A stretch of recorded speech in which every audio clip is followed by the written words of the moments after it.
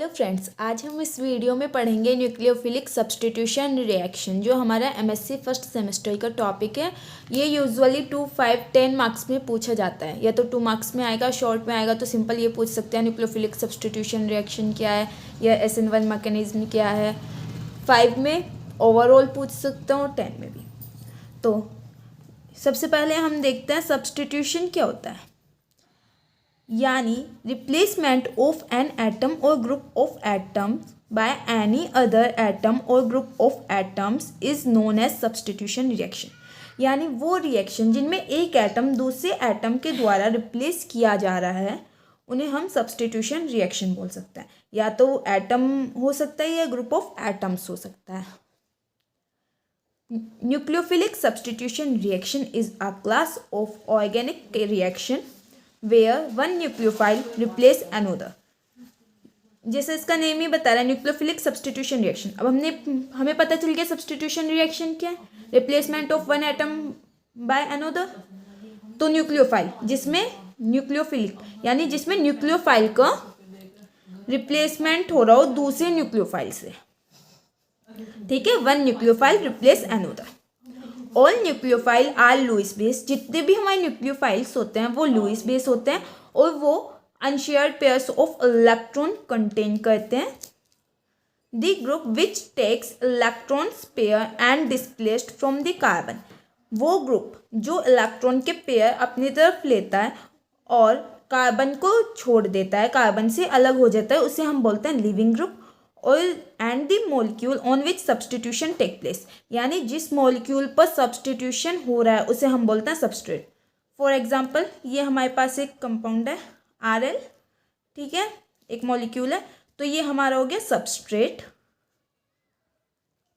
ये हमारा न्यूक्लियोफाइल है, इसमें ये जो हमारा L है ये हमारा लिविंग ग्रुप है।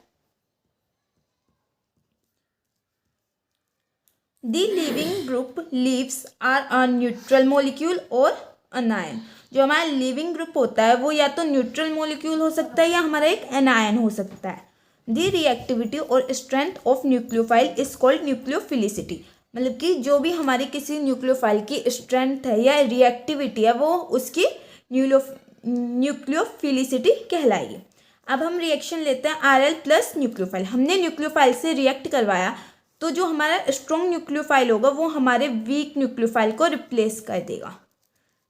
देखो जैसे Rl की जगह ये न्यूक्लियोफाइल आ गया, ये जो NU न्यूक्लियोफाइल है ये हमारा स्ट्रॉन्ग है और जो हमारा लिविंग ग्रुप है वो हमारा वीक न्यूक्लियोफाइल होगा। जैसे कि हमने देखा कि वन न्यूक्लियोफाइल रिप्लेस अनदर, ठीक है ना। तो अगर हमारा नेगेटिव न्यूक्लियोफाइल है, नेगेटिव है, तो ये इसी फॉर्म में न्यूक्लियोफाइल की फॉर्म में एलिमिनेट होगा या रिप्लेस करेगा स्ट्रॉन्ग न्यूक्लियोफाइल वीक न्यूक्लियोफाइल को।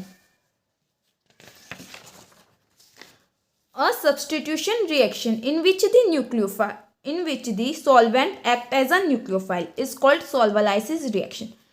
ऐसी सब्स्टिट्यूशन रिएक्शन जिनमें हमारा जो सॉल्वेंट है वो न्यूक्लियोफाइल की तरह एक्ट करता है यानी बिहेव करता है न्यूक्लियोफाइल की तरह, उसे हम बोलते हैं solvolysis reaction.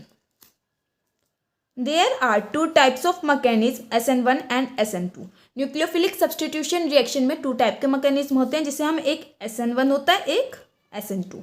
The reaction involving SN1 mechanism are called as SN1 reaction. जिन रिएक्शन में SN1 मैकेनिज्म शो हो रहा होता है उन्हें हम SN1 रिएक्शन बोलते हैं, और जिन रिएक्शन में SN2 मैकेनिज्म शो हो रहा होता है उन्हें हम SN2 रिएक्शन बोलते हैं।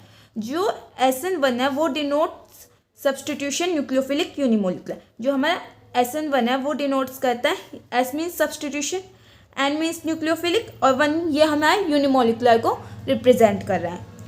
सेम ऐसे ही SN2 denotes substitution nucleophilic bimolecular. अब हम देखते हैं SN1 मैकेनिज्म।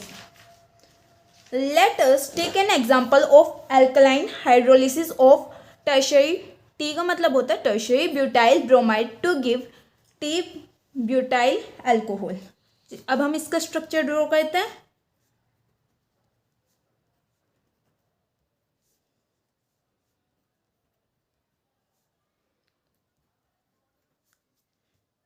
अब हम इस पर एक न्यूक्लियोफाइल का अटैक कराते हैं, OH नेगेटिव। ठीक है, न्यूक्लियोफाइल। तो हमारी ये रिएक्शन कैसे टेक प्लेस होगी, MEC मीथेन और ब्रोमीन जो है वो हमारा रिप्लेस हो जाएगा OH से प्लस। जैसा हमने देखा, अगर न्यूक्लियोफाइल पे नेगेटिव चार्ज है तो वो नेगेटिव ही न्यूक्लियोफाइल देगा। एक न्यूक्लियोफाइल दूसरे स्ट्रॉन्ग है, जो हमारा OH है वो स्ट्रॉन्ग न्यूक्लियोफाइल है, तो वो ब्रोमीन को रिप्लेस कर देगा। तो हमारा जो tertiary butyl bromide gives tertiary butyl alcohol. जो हमारा SN1 मैकेनिज्म है वो 2 स्टेप प्रोसेस है, मतलब हमारा एक बार में एक स्टेप होगा और ये 2 स्टेप में कंप्लीट होगा। ठीक है, 2 स्टेप प्रोसेस है। जो फर्स्ट स्टेप है वो हम देखते हैं, it is a slow heterolysis. Heterolysis होता है मतलब breakdown of atoms, breakdown of a molecule into atoms. It is a slow heterolysis of the substrate to give an intermediate carbocation. This is rate determining step. जो हमारा इस SN1 में step first होता है वो हमारा रेट डिटरमाइनिंग स्टेप होता है। तो हम देखते हैं, हमने ले लिया टर्शियरी ब्यूटाइल ब्रोमाइड। पहले इसका ब्रेकडाउन होगा, मतलब कि हेट्रोलिसिस होगा यहाँ से, फिर ये हमारा कार्बोकैटायन फॉर्म कर देगा। जब इसका यहाँ पर हेट्रोलिसिस हो गया तो इस पर पॉजिटिव चार्ज आ जाएगा प्लस ब्रोमीन। ठीक है, क्योंकि जो हमारा कार्बन के पास जो शेयर्ड इलेक्ट्रॉन था वो भी ब्रोमीन ले गया, तो इसलिए इस पर पॉजिटिव चार्ज आ गया। तो इस पर क्या होगा, इस पर कैटायन फॉर्म हो गया। तो हम इसे लिखेंगे टर्शियरी ब्यूटाइल कार्बोकैटायन। ये हमारा फर्स्ट स्टेप जो स्लो होता है। फिर second step, this second step is fast combination of the intermediate carbocation with the nucleophile. जो हमारा सेकंड स्टेप होता है, हमारा फर्स्ट स्टेप स्लो होता है लेकिन सेकंड स्टेप हमारा फास्ट होता है, लेता है। जो हमारा कार्बोकैटायन फॉर्म हुआ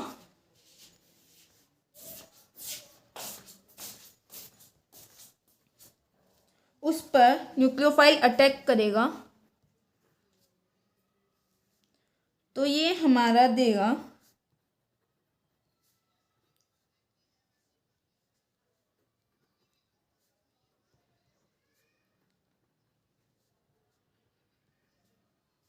सब्स्टिट्यूशन प्रोडक्ट।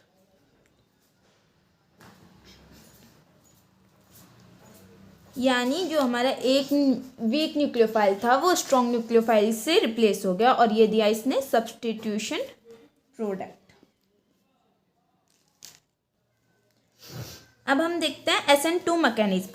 हाँ, एक बात नोटिस करने की है, जो हमारा SN1 मैकेनिज्म होगा वो इसलिए एक स्टेप में होता है क्योंकि यहाँ स्टेरिक हिंड्रेंस रहता है। ये लार्ज ग्रुप पैड है ना, इस वजह से यहाँ एक बार में एक स्टेप होता है। लेकिन जो हमारा SN2 मैकेनिज्म होता है उसमें एक बार में 2 स्टेप होता है और इसे हम 1 स्टेप प्रोसेस बोलते हैं, यानी एक बार में पूरा प्रोडक्ट बन जाता है। Let us take an example of alkaline hydrolysis of methyl bromide to give methanol. हम ले लेंगे मिथाइल ब्रोमाइड, इसमें हम न्यूक्लियोफाइल होगा हमारा OH, ये देगा हमारा मिथेनॉल प्लस ब्रोमीन बाहर निकल गया। ये हमारा डायरेक्ट डिस्प्लेसमेंट होता है, इसमें कोई भी कार्बोकैटायन फॉर्म नहीं होता, ये डायरेक्ट होता है क्योंकि इसमें लेस स्टेरिक इफेक्ट है, मतलब ज़्यादा क्राउड नहीं है, बल्कि ग्रुप एड्स नहीं है, जिसकी वजह से मतलब कि अटैक होने में न्यूक्लियोफाइल को ईजी पड़ता है। SN2 mechanism is a one-step process and involves no intermediate. In the reaction, the nucleophile attacks the substrate from the just opposite back side to the leaving group. जैसा हम देखते हैं इस पे, ये हमारा न्यूक्लियोफाइल हुआ CH3 ब्रोमीन, ये जस्ट इसके बैक साइड से अटैक करता है और ये यहाँ से डिटैच होना स्टार्ट हो जाता है। इनके बीच में एक ट्रांजिशन स्टेट होती है, पार्शियली नेगेटिव चार्ज होगा, OH पे भी पार्शियली नेगेटिव चार्ज होगा, CH, ये है हमारे transition state.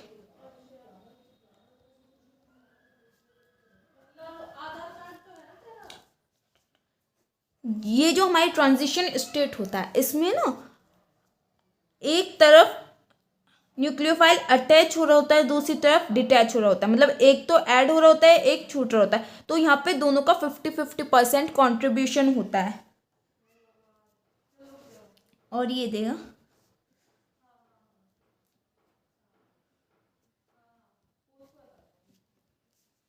Product, substituted product और ब्रोमीन रिप्लेस्ड हो गया। ठीक है, सब्स्टिट्यूटेड